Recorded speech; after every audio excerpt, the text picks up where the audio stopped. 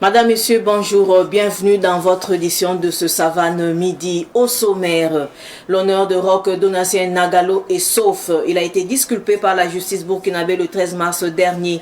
Roch Donatien Nagalo avait été nommé ministre du Développement industriel, du commerce, de l'artisanat et de petites et moyennes entreprises le 25 octobre 2022 dans le premier gouvernement MPSR2. Cependant, des accusations de fraude à travers le syndicat national des commerçants du Burkina Sinat Kombe, dont il est le secrétaire général, avait émergé. Sous la pression des critiques, il avait démissionné le 8 novembre 2022. Les détails en début de ce journal. La mendicité, un phénomène qui prend de l'ampleur dans plusieurs villes du Burkina Faso. Un phénomène aux conséquences inquiétantes telles que la délinquance, l'insécurité. Face à cette situation, la délégation spéciale de Bobo Dioulasso avait demandé aux mendiants de libérer les rues de la ville au plus tard le 16 avril dernier. La décision est-elle respectée? Une équipe de Savane Média Ouest a sillonné les artères de la ville de Sia. Élément à suivre dans cette édition. Comme je vous l'annonçais en titre, Roch Donatien Nagalo a été blanchi par la justice burkinabé. Sa nomination comme ministre en charge du commerce en 2022 avait été dénoncée par des commerçants qui l'accusaient de malversation financière. Le secrétaire général du Sinat Kombe était face à la presse pour exiger de ses détracteurs des excuses publiques. Daouda Yamio. Comme ministre en charge du commerce, plusieurs voix au sein des commerçants se sont levées pour dénoncer le SG du Sinat Kombe, l'accusant d'escroquerie et de fraude. Une dénonciation qui va le contraindre à rendre le tablier le 8 novembre 2022. Face à la presse, Roch Donatien Nagalo a affirmé que le tribunal de grande instance de Ouagadougou a jugé l'affaire prescrite. Comme le dit l'adage, le mensonge a beau courir, la vérité finit toujours par le rattraper. Le verdict du procès a fait éclater la vérité qui a ainsi rattrapé le mensonge qui courait depuis plus d'une année, lavant ainsi notre honneur et partant de celui de notre structure. Les juges ont trouvé l'affaire prescrite car elle date de 2015. Néanmoins, ils ont ouvert les débats au fond et ont fait le constat que là aussi, il n'y avait rien à nous reprocher. Pour Roch Donatien Nagalo, occuper un poste de ministre n'est pas la seule occasion pour servir son pays. Dans les futurs jours, nous allons lancer notre première microfinance pour accompagner nos membres. Et cette microfinance va évoluer en tant qu'outil de développement financier. Et notre fonds de garantie aussi va se développer. Nous sommes en train de travailler sur ça. Et on ne peut rien bâtir à court terme. Non. Toutes les grandes œuvres et tout ce qui est périn, tout ce qui est fort, c'est ce qui résiste au vent, aux tempêtes, aux difficultés. Et quand ça prend, c'est pour toujours. Roch Donatien Nagalo, qui estime que cette affaire a terni son image et celle du Sinat Kombe, exige des excuses publiques de la part de ses accusateurs. Ils ne peuvent rien apporter qui puisse réparer ces préjudices-là. Ni de l'argent, ni de l'or, ni quoi que ce soit. La seule chose, c'est la repentance publique et dire qu'ils reconnaissent avoir fait du tort aux autres. Le secrétaire général du Sinat Kombe a appelé les commerçants à taire leurs divergences et à travailler main dans la main pour le rayonnement du secteur du commerce au Burkina Faso. La Direction générale des douanes a tenu hier jeudi une cérémonie d'hommage aux agents de l'administration douanière admis à la retraite en 2023. Une cérémonie pour reconnaître leurs mérites et leur remettre des attestations. Le compte-rendu d'Ahmed Joël Compaoré. Ce sont au total 60 agents de l'administration douanière admis à la retraite en 2023 qui sont honorés ici. Cette journée d'hommage des retraités est une occasion pour l'administration douanière de célébrer ces vaillants hommes et femmes qui ont contribué dans la protection de l'économie nationale. Parmi les récipiendaires, figurent des anciens DG des douanes. Ça nous va droit au cœur après avoir travaillé tant d'années, que notre administration mère pense encore à nous. Je pense que c'est une très belle initiative. Et nous osons espérer que ceux qui vont venir également après nous puissent ajouter de la terre à la terre, la brique à la brique, pour que cette grande maison continue toujours d'aller de l'avant. Sentiment de fierté, sentiment de reconnaissance, parce que c'est la première fois en tout cas que nous assistons à une telle action. Et je pense que ça a été bien pensé et ce serait bon que ça soit institutionnalisé, c'est une bonne chose. Je suis très content parce que c'est une grande première. C'est vrai que beaucoup sont partis, surtout les DG, dans l'incognito. Il n'y a jamais eu de reconnaissance. C'est la première fois que cela arrive et nous tenons à remercier le directeur général Iboudo Adama pour son initiative. C'est le lieu pour le directeur général des douanes Adama Ilboudo de formuler des vœux de paisible retraite et de bonheur à ses retraités. Chers collègues admis à la retraite, vous méritez un bon repos après des années de dur labeur avec abnégation. Nous sommes si fiers de vous et de votre dévotion pour l'administration des douanes du Burkina Faso. Je vous souhaite le meilleur pour tous vos projets à venir. Nous vous adressons tous nos meilleurs vœux de retraite et vous remercions encore et toujours pour votre dévouement. Cette cérémonie d'hommage s'est tenue sous la présidence du ministre en charge des Finances, qui est ici représenté par son conseiller technique. Félicitations à tous ceux qui ont œuvré à ce que cette activité puisse être réalisée avec succès. Cela ne fait que renforcer la douane en termes de performance, de réalisation de ses objectifs.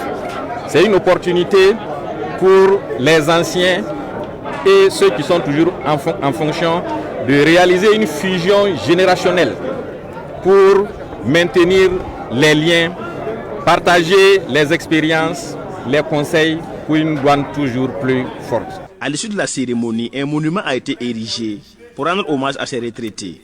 C'était également une occasion pour ces retraités de remettre un chèque de plus de 2 millions de francs CFA pour le fonds de soutien patriotique. African Initiative a tenu une table ronde hier à l'université Joseph Kizerbo de Ouagadougou. Les participants à la rencontre ont abordé la question de l'enseignement supérieur et professionnel au Burkina Faso. Le débat a été axé autour du thème « La situation et les perspectives de l'éducation au Burkina Faso, l'expérience russe ». Les détails avec Sidiki Kabri. La coopération entre le Burkina Faso et la Russie est remarquable dans le domaine de la défense. Mais les étudiants demandent plus. Ils aspirent à une collaboration plus étendue. C'est dans cette optique que le capitaine Ibrahim Traoré a été invité à renforcer le partenariat entre le système éducatif burkinabé et la Russie pour en maximiser les bénéfices. Nous sommes dans une phase de coopération entre les deux nations. Donc cette phase de coopération, au-delà de la coopération militaire qui fait ses fruits, il y a aussi dans cette coopération sur beaucoup formes, beaucoup d'angles. Il y a le domaine sportif, il y a aussi le domaine éducation, comme aujourd'hui nous sommes en train de faire une conférence de presse pour comprendre un peu les difficultés et voir dans quelle mesure la Russie peut apporter aussi leur contribution dans le cadre de la coopération au niveau de l'enseignement supérieur. Parce qu'on sait que la Russie aussi a une bonne expérience en matière de formation. Et cette coopération aussi doit aussi toucher un peu le milieu universitaire pour que les étudiants aussi puissent en bénéficier de cette riche coopération. 4 communications ont été livrées aux étudiants, mettant en avant l'expérience russe en matière de développement. Parmi les intervenants, Zakaria Toué a identifié les défis auxquels est confronté le système éducatif burkinabé et a formulé plusieurs recommandations. Les recommandations que nous avons faites, et parmi ces recommandations, nous avons demandé à ce qu'on prenne l'enseignement supérieur comme priorité en lui dotant des moyens nécessaires qu'il faut pour lui permettre de se développer et effectivement aussi essayer de créer l'adéquation entre les filières de formation et le monde de l'emploi. Mais cela passait aussi par une expression concrète de ce que le monde de l'emploi elle-même exige afin qu'on puisse transformer ça en filière de formation au niveau des universités. Les participants ont exprimé leur satisfaction, soulignant que cette conférence publique a été une occasion pour acquérir de nouvelles connaissances. La Russie est une grande nation et s'inspirer des grandes nations, c'est toujours une bonne chose, surtout que l'éducation est la base de tout développement. Et on suppose que les partages d'expérience avec les professionnels justement russes et burkinabés est une très belle chose dans la mesure où nous pouvons justement tirer bénéfice de l'expérience russe parce qu'ils sont très avancés en technologie et c'est ce qu'il nous faut actuellement. Donc je pense que ça va vraiment nous être utile. African Initiative est une organisation de la société civile au Burkina Faso qui œuvre pour le renforcement du partenariat entre le Burkina Faso et la Russie.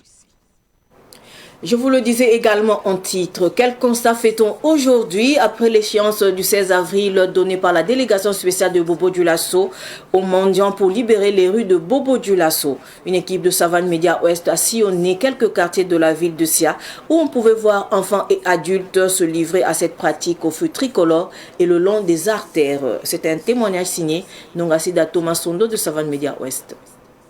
Au-delà de la carotte, la commune de Bobo-Dioulasso va-t-elle utiliser le bâton? Après l'échéance, les mendiants avaient justement jusqu'au mardi 16 avril pour débarrasser les rues de la ville de Sia. Une décision bien accueillie par bon nombre de Bobolais. Moi, je trouve que c'est une très bonne décision. Ils sont sur les voies et réellement ils dérangent la circulation. Moi, je vois que c'est bien. Ça donne une bonne image de la ville même, quoi. Très souvent, on a constaté qu'il y a eu des accidents causés à cause de ces enfants-là. Et je crois que la décision a été bonne, mûrement réfléchie et ça va avec. C'est une bonne décision. Ils ne sont pas d'abord en sécurité, ça fait un. Et alors, ça peut causer en fait des accidents. Parce qu'on voit que les enfants qui traversent en fait des voies, qui ne connaissent même pas le code de la route, c'est tout à fait vraiment juste en fait cette décision. On a appris l'information. Et vraiment, nous pouvons que saluer vraiment la décision qui a été prise. On expose des innocents et aux accidents et tout. Or qu'on pouvait trouver d'autres solutions. Et malheureusement, l'ignorance de ces femmes-là a abouti à tout ça. Même si l'information a circulé dans les milieux des concernés, certains semblent faire la sourde oreille. En effet, l'ombre de biens de mendiants continue de planer dans les rues, notamment au feu tricolore et à certains endroits encore. Ça a été respecté, mais pas très bien respecté. Et sur le boulevard, et à côté de l'alimentation Bon Samaritain, je crois qu'ils sont toujours là. Comme moi-même, je ne fréquente pas trop la ville comme ça, mais certains côtés, je vois que c'est respecté. À toute première remarque, on sent que les zones sont dégagées. Mais attendons de voir la suite. Voilà. Sur les voies que j'emprunte, depuis la décision, là, je ne les ai pas vues. Même ce matin, j'étais au niveau des feux. J'ai constaté qu'il n'y avait personne. La décision du premier responsable de la commune de Bobo-Dioulasso est intervenue après une concertation avec les FDS, les services de l'action humanitaire. C'est là, après le décès d'un enfant de nationalité étrangère noyé la semaine dernière dans un puits aux abords du Marigot Oué. L'Institut des sciences et techniques de l'information et de la communication ISTIC célèbre cette année ses 50 ans d'existence. Le jubilé d'or de l'ISTIC est célébré à partir de juin prochain. À cette occasion, le comité d'organisation a été installé hier et les activités en vue lancées. Le point avec Germaine Faram. Créé en 1974, cela fait 50 ans que l'Institut des sciences et techniques de l'information et de la communication, ISTIC, est au service de la nation. Cette école forme des journalistes, communicateurs et des techniciens. 50 ans après, cet institut, autrefois appelé Centre de formation professionnelle de l'information, CFP, connaît une évolution aussi bien sur le plan structurel qu'académique. 50 ans d'existence au sein d'un institut, ça fait vraiment beaucoup de choses. Nous pouvons déjà reconnaître que le visage de l'ISTIC a changé parce qu'avant d'être ISTIC, qui est allé avec le statut TPE, l'école n'avait pas ce statut. Donc on était un simple centre, une simple direction générale rattachée au ministère en charge de la communication. Ce centre de formation va évoluer pour avoir le statut de PE. Et depuis ce temps, l'image de l'Institut a vraiment évolué. Quand vous venez à l'ISTIC, vous vous sentez vraiment à l'aise. Au niveau des infrastructures physiques, on sent une nette évolution. Au niveau aussi des infrastructures de formation pédagogique, chaque année. La célébration effective de cet anniversaire débute en juin prochain avec un cross populaire. Il y a également au programme une soirée d'hommage aux anciens de l'ISTIC, un défilé des 36 promotions qui sont passées par cette école et un colloque. Une célébration qui se tient sous le concept « Une promotion, un geste en or ». À travers ce concept, l'ISTIC veut rendre la célébration de ce cinquantenaire aux anciens stagiaires de l'ISTIC, parce que chacun peut contribuer à sa manière à rehausser la bonne réussite de ces festivités. Donc à travers ce concept, nous invitons les délégués généraux de chaque promotion à mobiliser ses camarades pour que physiquement l'événement soit une réussite et que également financièrement aussi chacun puisse débourser quelque chose pour soutenir financièrement l'organisation de ce cinquantenaire. Cette cérémonie de lancement des activités du jubilé d'or de l'ISTIC était axée sur la présentation du logo de son 50e anniversaire et l'installation des membres du comité d'organisation. La célébration du jubilé d'or de l'ISTIC se tient sous le thème 50 ans au service de la communication, enjeux et perspectives.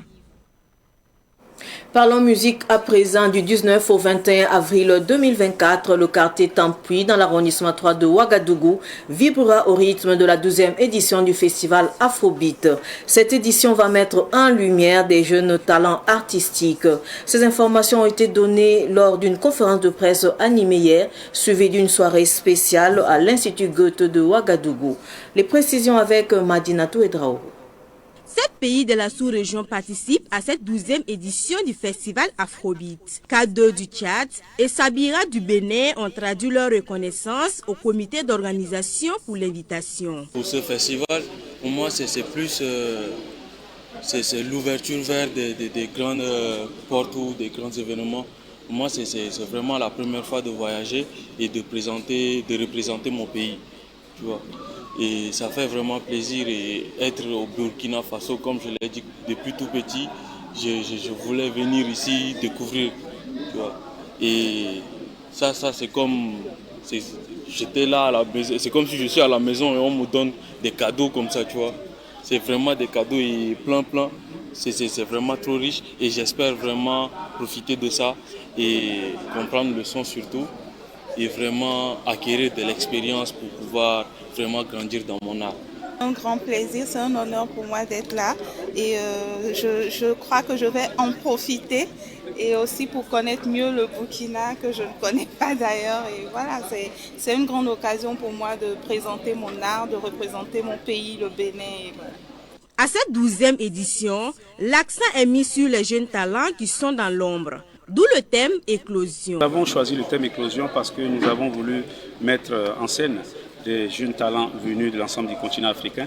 Nous avons voulu être une source d'opportunité pour les jeunes talents en les détectant, mais en travaillant à faire en sorte qu'ils soient capacités afin d'intégrer un réseau de professionnels à l'échelle continentale, mais aussi avec des professionnels qui viennent donc des pays européens en détection.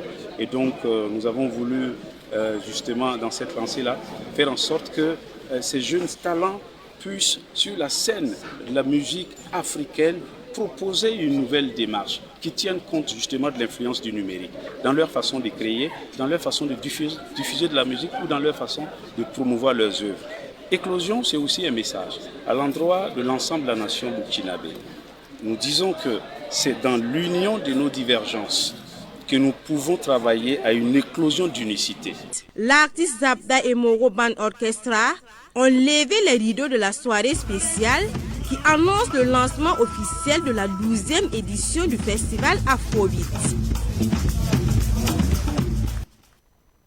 Cinéma à présent pour clore ce journal. Le projet d'adaptation filmique des faits divers du journaliste Sacré Saïdou Ouedraogo voit le jour. Un projet initié par le défunt réalisateur Missa Ebié. Et c'est le réalisateur Ibrahim Ebié, fils de Missa Ebié, qui a conduit le projet à son terme. Il a présenté une série de 9 épisodes intitulés Les divers de Sacré. Pour lui, cette série rend hommage aux 2 illustres disparus. Ketourassin pourrait nous en dire plus. La bonne à tout faire, c'est le premier épisode de cette série de 26 épisodes. 9 ont déjà été tournés. Dans cette histoire, Alice, la femme de Jean, embauche Sally comme aide ménagère. En charge de toutes les tâches de la famille, Sally se retrouvera également dans le lit de son patron Jean.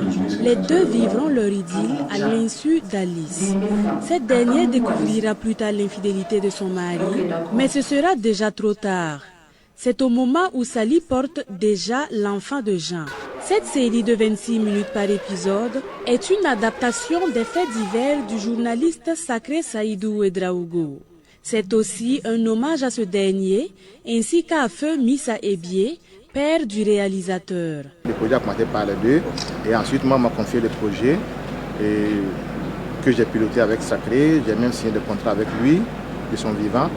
Et aujourd'hui, je suis en train de les rendre hommage. Vraiment, ça me fait vraiment très plaisir de savoir que ce que mes dévanciers ont commencé, même s'ils ne sont plus de ce monde, au moins qu'ils se rendent compte aujourd'hui de là où ils sont, que le projet a commencé. Et le projet, en tout cas, on espère que le projet va aller loin. Prévu au départ pour 26 épisodes, le financement de 44 millions, dont environ 38 millions du Fonds de développement culturel et touristique FDCT, n'a suffi que pour la réalisation de 9 épisodes de la série. Ibrahim Ebié, réalisateur, explique. J'étais parti pour un départ de 3 épisodes, mais vu que j'ai fait des dépôts de projets dans plusieurs guichets, donc je me suis permis d'aller jusqu'à 9 épisodes en attendant que les autres guichets me répondent favorablement afin maintenant d'avoir assez de trucs dessous pour réaliser les 26 épisodes. Le ministère de la Culture, lui, apprécie la série. Il se dit prêt à soutenir des initiatives de ce genre. Ce que nous venons de voir dans le film où l'on voit bien sûr plusieurs ethnies se côtoyer et plusieurs symboles liés à notre culture est témoin justement de la volonté du réalisateur justement d'être en phase avec notre identité, notre vivre ensemble. Le ministère en charge de la culture bien sûr continuera comme il le fait déjà à soutenir de telles initiatives. En rappel, la série Les divers de Sacré est une adaptation filmique des faits divers de Sacré Saïdou Ouedraogo. Le réalisateur souhaite que cette série fasse un bon palmarès dans les milieux cinématographiques burkinabés et internationaux. Ainsi s'achève cette édition d'information. Merci de rester fidèle au programme de Savane TV. Au revoir.